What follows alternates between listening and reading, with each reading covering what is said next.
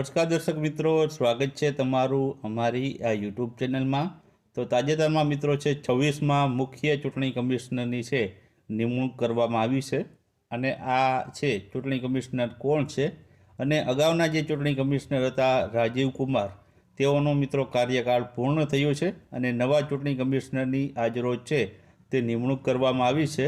તો આ વિડીયોમાં છે તેના વિશે ડિટેલમાં માહિતી જોવાના છીએ।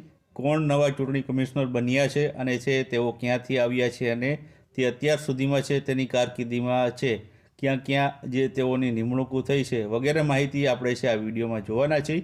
તો વિડીયોમાં બન્યા રહેજો। તો ચાલો શરૂઆત કરીએ વિડીયોની।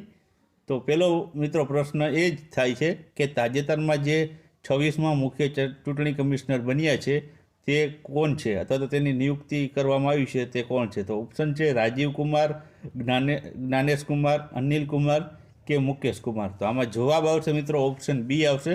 જ્ઞાનેશ કુમાર છે તેઓ ભારત દેશના 26મા નંબરના મુખ્ય ચૂંટણી કમિશનર બન્યા છે। આજરોજ છે તેઓની મિત્રો નિયુક્તિ કરવામાં આવી છે અને રાજીવ કુમારનો કાર્યકાળ પૂર્ણ થયો છે અને તેની જગ્યાએ છે જ્ઞાનેશ કુમાર છે તે નવા ચૂંટણી કમિશનર બન્યા છે। અને ખાસ આમાં યાદ રાખજો કે જ્ઞાનેશ કુમાર છે મિત્રો તે 26મા નંબરના મુખ્ય ચૂંટણી કમિશનર ભારત દેશના બન્યા છે।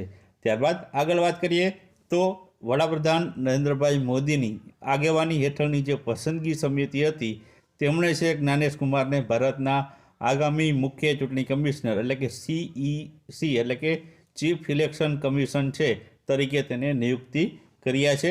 ત્યારબાદ જે રાજીવ કુમારના સ્થાને મિત્રો આવ્યા છે અને મંગળવારે રાજીવ કુમારનો 65 વર્ષની ઉંમરે તેનું જે નિવૃત્ત થાય છે તેના કારણે છે નવા જે છે ચૂંટણી કમિશનર જ્ઞાનેશ કુમાર બન્યા છે। ત્યારબાદ જ્ઞાનેશ કુમાર મિત્રો છે 1988ના જે કેરળ કેડરના નિવૃત્ત IAS અધિકારી રહેલા છે। આ ઉપરાંત તેઓ અગાઉ મિત્રો છે તે સંસદીય બાબતોના મંત્રાલય અને છે સહકાર મંત્રાલયમાં તેઓ અગાઉ સચિવ તરીકે છે સેવા પણ આપી ચૂક્યા છે। ત્યારબાદ આગળ તેના વિશે વાત કરીએ તો તેઓ ગૃહ મંત્રાલયમાં તેમના કાર્યકાળ દરમિયાન તેમણે શ્રી રામ જન્મભૂમિ તીર્થ જે હાલમાં અયોધ્યામાં મંદિર બન્યું છે ત્યાં આ જે શ્રી રામ જન્મભૂમિ તીર્થ જે ટ્રસ્ટ છે તેની સ્થાપનામાં મિત્રો છે તેમની મહત્ત્વપૂર્ણ ભૂમિકા ભજવી હતી। આ ઉપરાંત મિત્રો તેઓ છે જમ્મુ કાશ્મીરનો જે મામલો ચાલી રહ્યો હતો 2019માં તેની જે સુનાવણી હતી તેમાં પણ તેમણે મુખ્ય જે છે ભાગ ભજવ્યો હતો।